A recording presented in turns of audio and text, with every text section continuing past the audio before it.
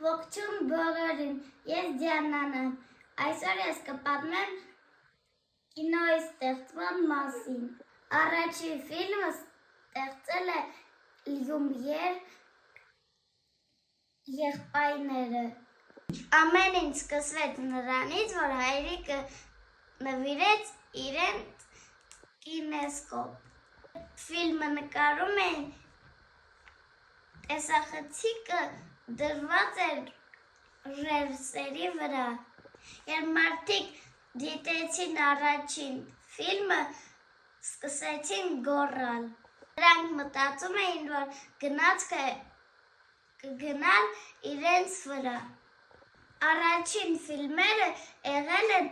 սև ու սպիտակ և համր։ Ավելի ուշ ֆիլմերը դարձան գունավոր և ձայնով։